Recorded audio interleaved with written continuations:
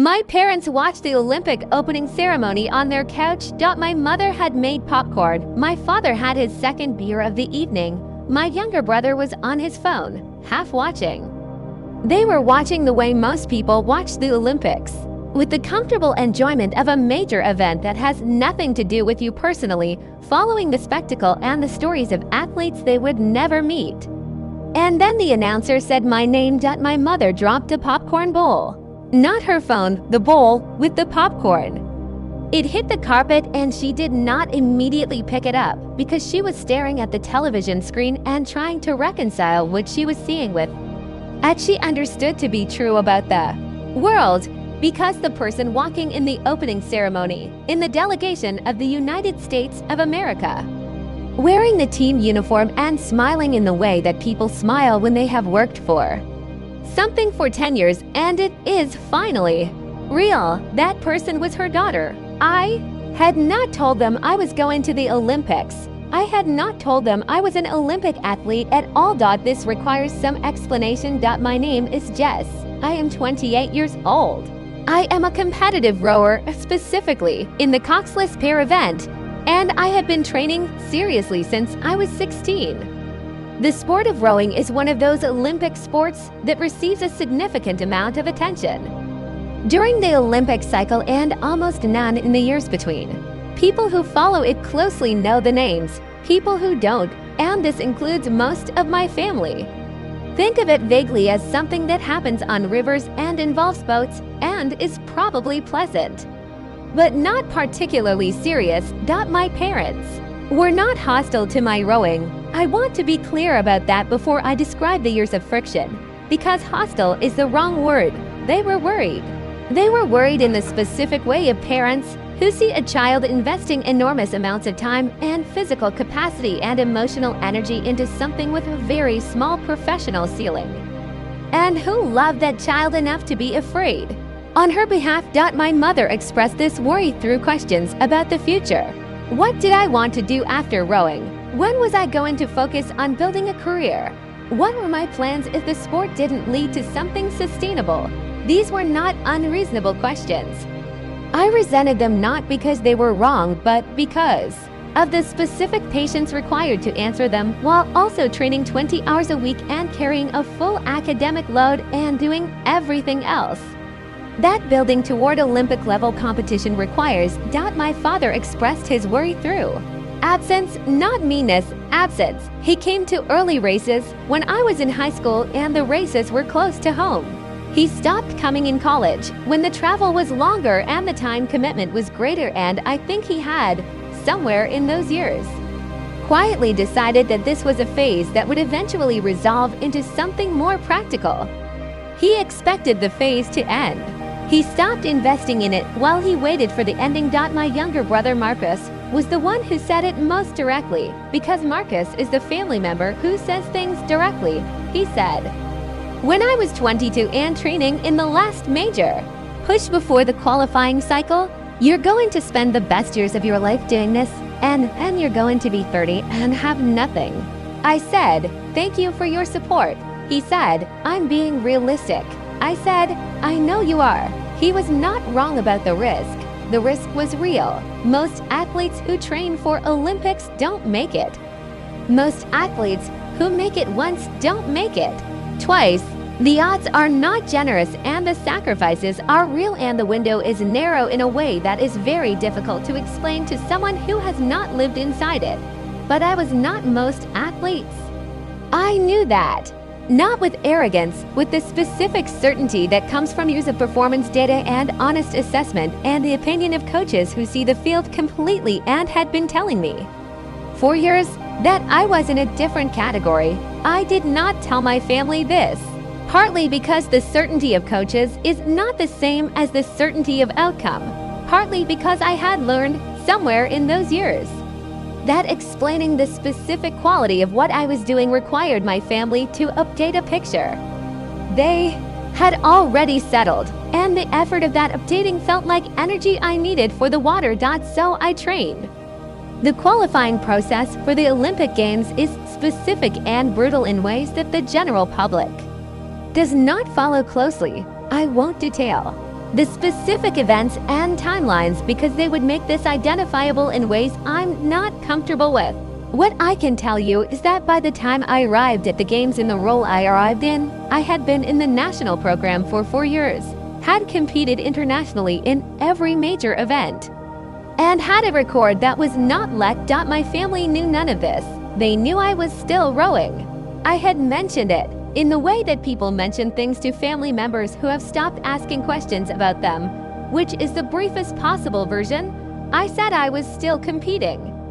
They said that was good. We moved on. I did not tell them about the national program. I did not tell them about the international events. I did not tell them about the qualifying results.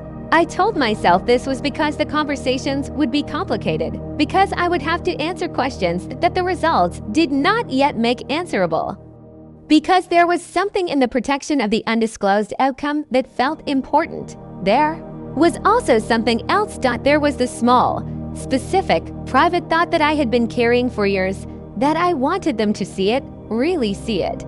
Not to be updated gradually in installments with caveats and qualifications, but to look at a television screen and see their daughter and understand. In the way that seeing makes you understand things that telling doesn't. What the 10 years had actually been. I wanted the moment. I am honest about that. The opening ceremony is televised in the United States. The delegation walks in alphabetical order by country. The United States delegation is large and walks near the end. My mother had texted me that morning. We're watching the opening tonight. So exciting. She had no idea I would be on screen. My teammate, my pair partner, who I will call by her first name only, Sarah, had her family in the stands. They knew. They had been following the process for years. Because Sarah's family had engaged with her career differently than mine had engaged with mine. Her father had been at every international race. Her mother knew the other athletes by name. I had no family in the stands. I had made this choice consciously. I had considered inviting them. There were credentials, there were processes for this, and I had decided against it for reasons that I have thought about many times since. Partly I was protecting myself from the version of this where I had them there and the performance was not had I needed it to be, and I had to manage their presence on top of everything else. Partly I was still, after 10 years, protecting the work from their opinion of it. Partly I was still waiting for the moment. We walked in the ceremony. 40,000 people in the stadium. The noise of it was a physical thing, not just sound, but pressure, something you feel in your chest. I had been to large events before. I had competed in front of significant crowds.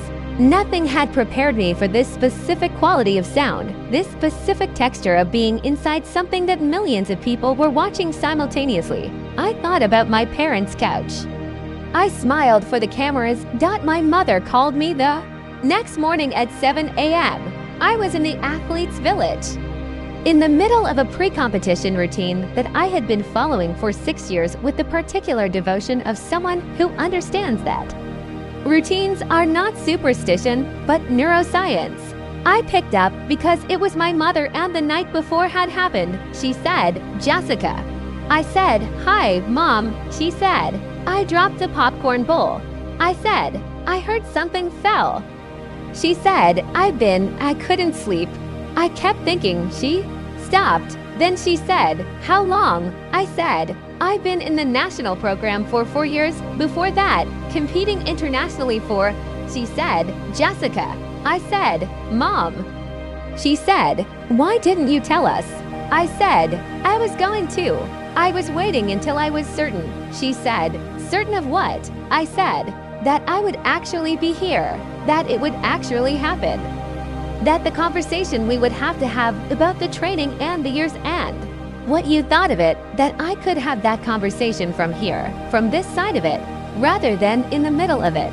She was quiet for a long time. Then she said, "Your father woke me up. He shook me awake. He had been watching the delayed broadcast and he came upstairs and he shook my shoulder and he said, 'It's Jess.' I thought something was wrong and he said, 'It's Jess, she's at the Olympics.' we watched it together and she stopped. I said, Mom. She said, the waste of time. I said, you said it a few times. She said, I was afraid. I said, I know. She said, I was afraid and I said, Mom, I'm at the Olympics. You can save the rest of this conversation for when I come home, okay? A silence. Then, okay. I have to focus now. I know. What? She said, we will. The race happened 4 days later. I will not describe the race in detail because it belongs to me and Sarah in a way that even this story does not fully share. What I can say is that we were in the water, and we competed, and what happened was, what 10 years of work looked like when it was asked to perform at the highest level it had ever been asked to perform. My parents watched on their television. My brother watched, I found out later, on his phone at work, in a bathroom because he had not wanted anyone to see him watching and then had not wanted anyone to see him when the watch ended. What happened at the end of the race I will leave for your imagination to fill in. Because what happened is something I carry privately and do not need to fully describe here to tell the story I am telling. What I will tell you is the phone call with my brother 2 days later. He said, I called you the waste of years. I said, you said the best years of my life. He said, I was wrong. I said, you were being realistic. He said, I was wrong. I said, Marcus.